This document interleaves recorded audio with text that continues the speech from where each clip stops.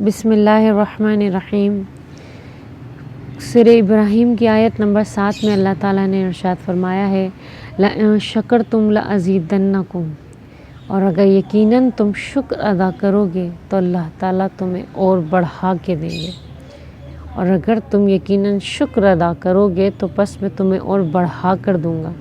اس آیت کے معنی کیا ہیں وہ ہم نے جان لیے۔ اس آیت کا مطلب کیا ہے؟ اس آیت کا مطلب ہے کہ اللہ تعالیٰ نے ہمیں خوشخبری سے نوازا ہے، انعام کی خوشخبری سے نوازا ہے، کیونکہ شکر ادا کرنا تو بہت آسان ہے نا، اس میں کوئی ہاتھی گھوڑے نہیں لگتے، کوئی ہمیں محنت کرنی نہیں پڑتی، کوئی ہماری طاقت نہیں لگتی، کوئی ہمارا وقت ضائع نہیں ہوتا، وقت نہیں لگتا ہمارا، صرف اور صرف اتنی سی زبان ہلانی ہے، اللہ تیرا شکر ہے، الحمدللہ الحمدللہ الحمدللہ، اللہ کا شکر ادا کرنا، یہ اللہ کا شکر ادا کرنا۔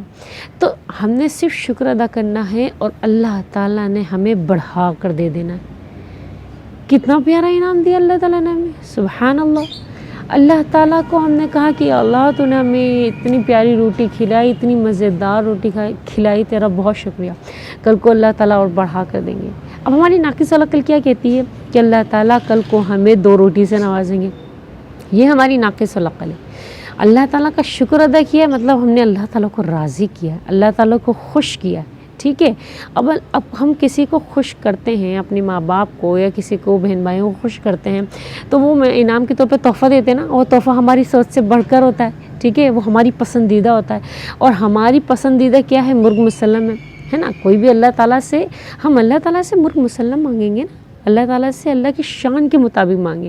ہم اپنی ناقص العقل یا ہم اپنی جو ہے حقیر ہونے کی نسبت سے ہم نہیں نوازیں گے، نہیں مانگیں گے اللہ تعالیٰ سے، ہم اللہ تعالیٰ سے مانگیں گے اس کی شان کے مطابق کہ اللہ تو مجھے مرغ مسلم عطا کر، ٹھیک ہے۔ اللہ تعالیٰ کو معلوم ہے کہ اس کو مرغ مسلم چاہیے کہ اللہ تعالیٰ ہماری شے رگ سے بھی زیادہ قریب ہے، تو اللہ تعالیٰ سے مانگنا بہت ضروری ہے، کیونکہ اللہ تعالیٰ خوش ہوتے ہیں۔ اللہ تعالیٰ کہتے ہیں مجھ سے مانگو میں تمہیں دوں گا۔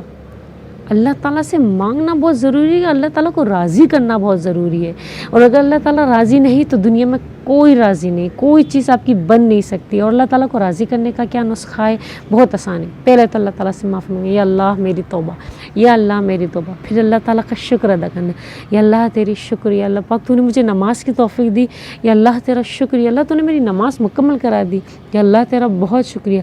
کل کو اللہ تعالیٰ خود اور نماز کی طرف متوجہ ہونے کی اور اللہ تعالیٰ ہمیں توفیق دیں گے، ہمارا دل اور نماز میں لگے گا۔ تو اللہ تعالیٰ کا شکر ادا کرنے سے بڑے فائدے ہیں۔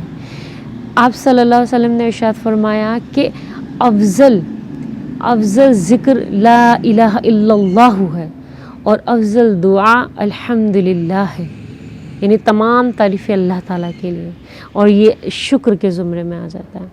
پتہ ہے شکر ادا کرنے سے صحابہ رضی اللہ تعالیٰ عنہم کے ساتھ کیا ہوا؟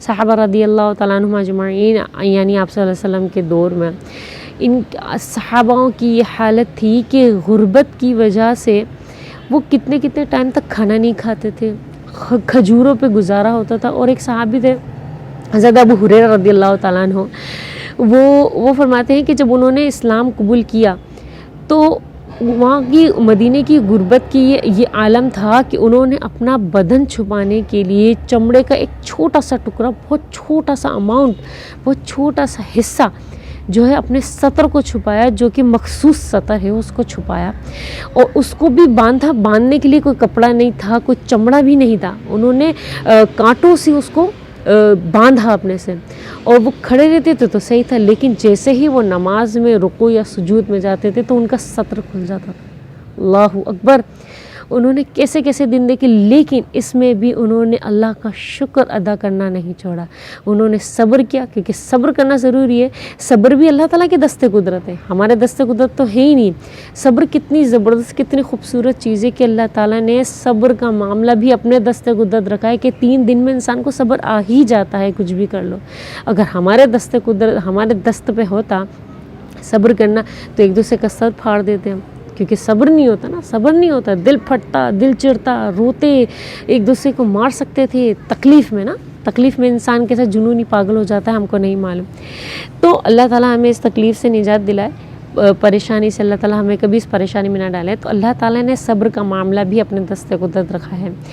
तो अल्लाह ताला जब सब्र अदा कर देते हैं, अब शुक्र, अब अल्लाह ताला कहते हैं कि शुक्र तुम अदा करो, शुक्र अदा करो ना मेरा। अल्लाह ताला का शुक्र अदा करने के लिए हमें अपनी सिर्फ छोटी सी जो इतनी बड़ी ज़बान के छोटा सा हिस्सा उसको हिलाना है, या अल्लाह तेरा शुक्रिया, अल्हम्दुलिल्लाह। अगर आप अरबी में नहीं कह सकते तो आप अपनी ज़बान में कहते हैं अल्लाह तेरा शुक्रिया। अगर कोई अंग्रेज़ है या अंग्रेज़ी बोलते हैं या बच्चे, तो उन्हें थैंक अल्लाह कहना सिखाइए।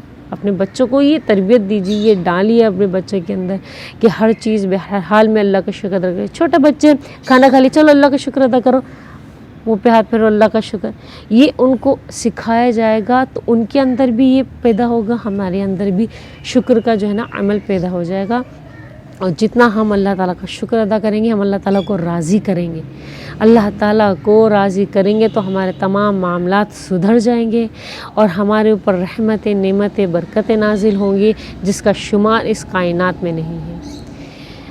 अल्लाह ताला हम सबको शुक्रगुज़ार बंदे बनाए। आमीन सुम्मा आमीन। अल्लाह ताला हम सबसे राज़ी हो जाए। आमीन। जज़ाकल्लाह।